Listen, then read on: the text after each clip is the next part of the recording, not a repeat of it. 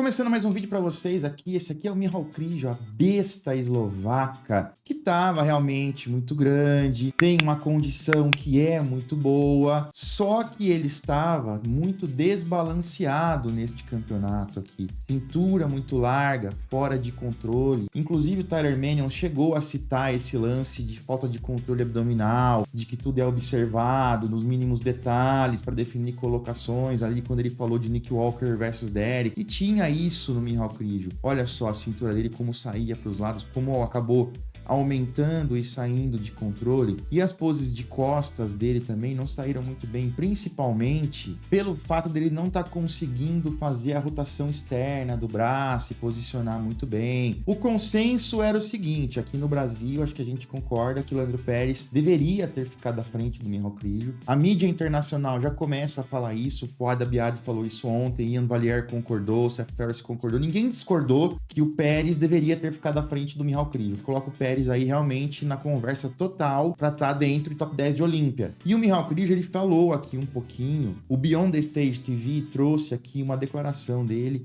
lembrando que a gente vinha falando aqui, a gente vem cobrindo o Michał Krizo, eu vinha falando, pelas declarações que ele vem fazendo, psicologicamente ele não parece bem.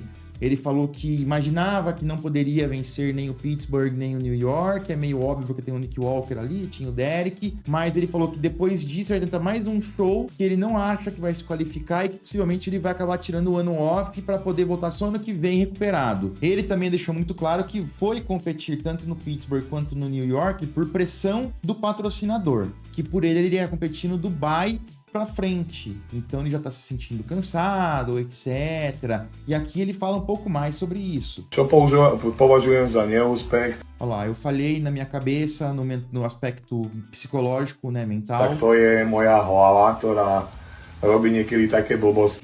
E isso continua mexendo com a minha cabeça, ou seja, não é porque o cara é profissional, não é porque o cara fala grosso na internet e não sei o quê, e ele tem o psicológico extremamente forte, tá, gente? Muitas vezes, na maioria das vezes, as coisas não são como parecem na internet, e não é porque o cara é profissional que ele, então muitos dos caras foram dieta, muitos dos caras se abalam antes do campeonato, isso acaba prejudicando os caras na hora do palco. Sim, pretože ja si doma pozujem. Porque quando eu poso em casa, quando eu poso pra câmera, quando eu posei para os Manions, Pozujem tu kameramanovi, pozujem Manionovi, pozujem vynikajúco ten as poses de costas estavam excelentes. zadný Não chrbát. sei, cara. To je moja Achilles. Mas no momento que eu subi no palco, esse aí é o meu calcanhar de Aquiles. Peta, prídem na stage, jeb. Normálne, ja keď si pozerám tie videá, ja Eu nem posso assistir ali as filmagens de mim mesmo, nem gosto de ver as imagens, segundo o sa na Krizo. to nemôžem dívať.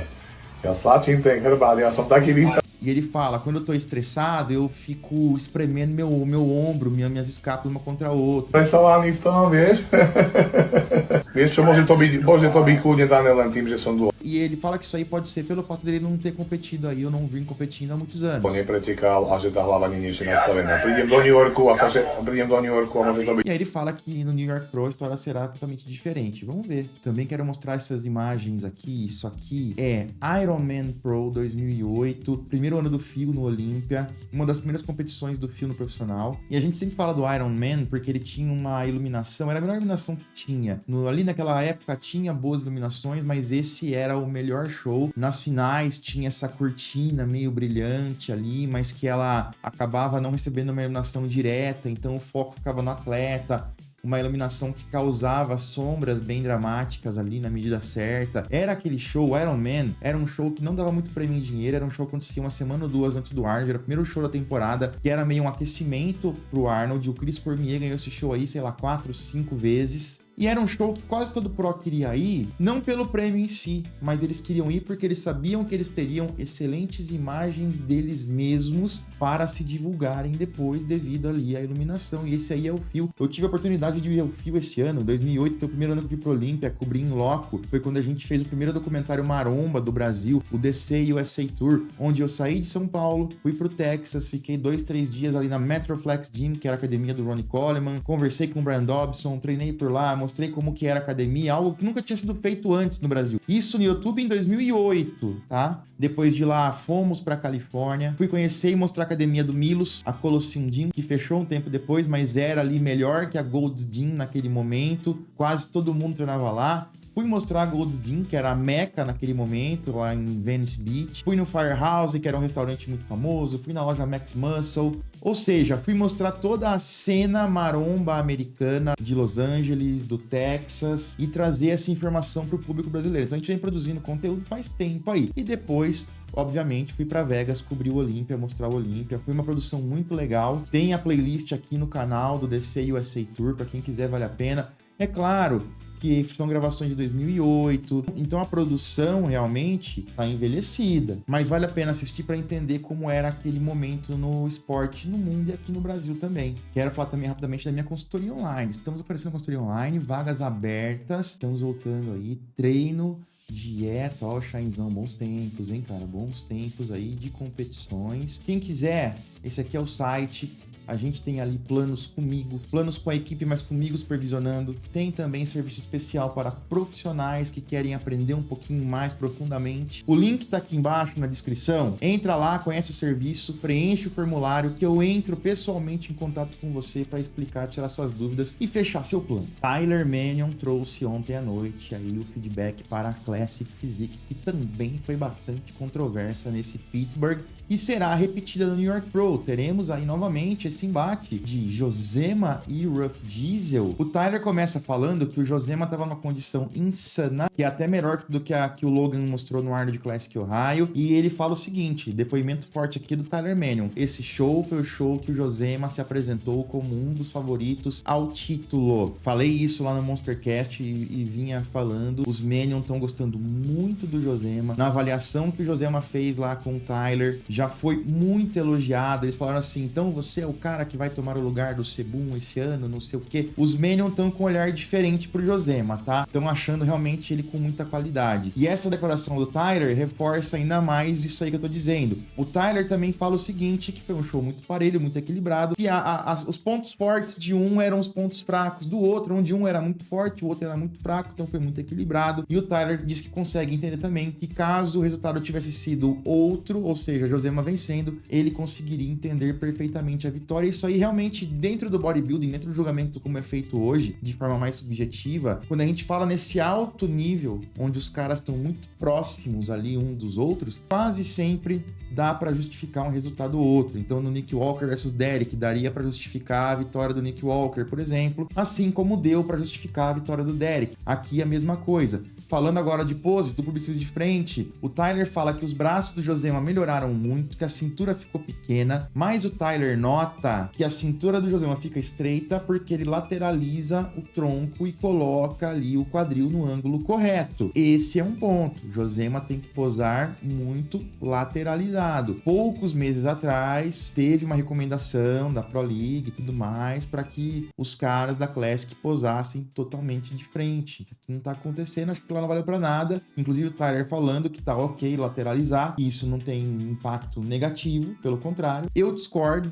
Para mim, o ideal seria ficar reto, mostra o que você tem. O Tyler continua falando que as pernas do Josema têm cortes muito profundos, mas que talvez a maior fraqueza dele seja realmente o volume de quadríceps. Melhorou, mas ainda precisa de mais. Ele fala que o Ruff aqui estava totalmente, completamente balanceado, proporcional, que os braços melhoraram, o V-taper é muito bom, que as linhas fluem muito bem, por isso que ele fala que a vitória aqui foi do Ruff 1-0. Peitoral de lado, segundo o Tyler Manion, uma pose muito próxima. O Ruff com uma boa largura de ombro a ombro, a perna lateral muito boa, mas ele podia ter mais femorais. Para o Josema, ele fala o seguinte, que a perna de lado do Josema mostra o quão bizarro estava o seu condicionamento. Peitoral do Josema não é tão denso quanto do Ruff, mas ainda assim é muito denso. E aqui ele nota que ainda falta um pouco de braço pro Josema, porém, nesse conjunto, com as pernas bizarras, um condicionamento foda, um peitoral quase tão espesso e os braços ali meio que pau a pau, o Tyler considera pose do Josema, por isso 1-1. Duplo bíceps de costas, eu acho que aqui não precisa nem falar, né? O Josema ganha aqui